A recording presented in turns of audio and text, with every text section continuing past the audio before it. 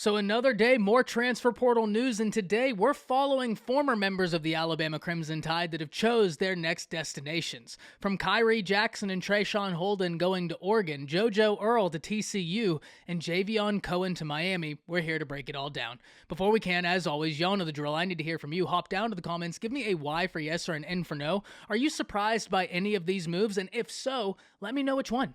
If you're new to the channel, be sure to subscribe. Hit that bell notification. I do constant college football content. You don't want to miss any of it, and I know this is going to sound absurd, but I want to see how close we can get to 20,000 subscribers before the new year. You all have shown unbelievable support on the content, and I'd love to have you a part of this amazing community. But having said all that, let's jump right into this.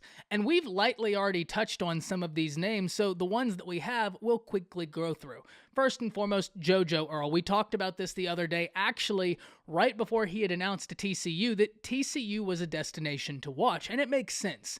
JoJo Earle is from the DFW area. He gets to go back, play close to home for an offense that was really humming this year. And JoJo Earle is a guy that we've heard the staff say is very talented. Unfortunately, injuries just kept rearing their ugly head. So hopefully he's able to stay healthy and make an impact for the Horned Frogs. I'm going to be really rooting for him. He was a player that I really enjoyed watching when he was at Aledo in high school. Those Aledo teams he was a part of, especially when Jace McClellan was there, it was like watching a video game. It was just absolutely nutty watching what they would do to defenses.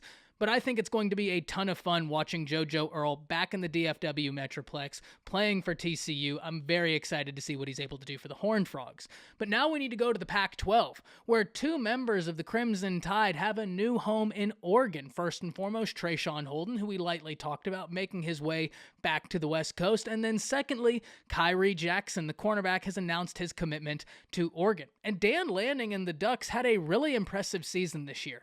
I think a lot of people around college football instantly wrote Oregon off whenever they took that initial loss to Georgia, but they were a team that really kept improving throughout the year, and I'm really interested to see what Dan Lanning is going to be able to do in year two with the Ducks. The quarterback situation is one we've got to watch, but really, I'm just super interested to see the future of the Pac-12 as a whole. With two big brands set to make a move, who's going to step up? What's the conference going to look like in a few years? There's a lot of unanswered questions I have. Getting both Traeson Holden and Khyree Jackson, I don't think many around Oregon are going to be arguing at that, especially when someone tells them, hey, Khyree Jackson was coached by Nick Saban.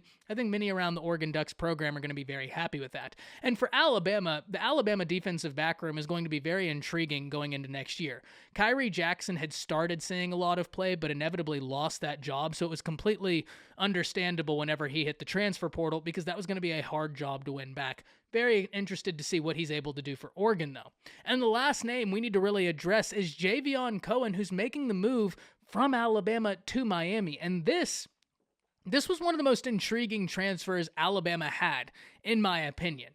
Yes, I understand Tyler Booker came in, ended up getting that job, and never looked to give it back, and he looks to be the future at guard. One thing we've got to acknowledge is that Mario Cristobal and Mirabal are doing a really, really good job with this Miami offensive line in recruiting and in the transfer portal right now.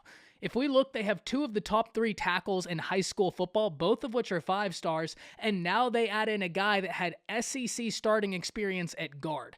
So the Miami offensive line is an area where they are very violently attacking, trying to get that fixed, and it's going to be something we have to watch next year.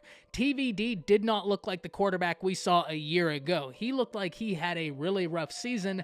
They have got to protect him. They have got to give him opportunities because he is a talented guy. We talked the other day about Brockermeyer being a name to watch for TCU along with JoJo Earle. We're going to keep up with that one, but as always, we're going to be keeping up with the transfer portal and certainly with early signing day right around the corner. I can't wait. Hop down to the comments. Let me know what y'all are thinking. That's it.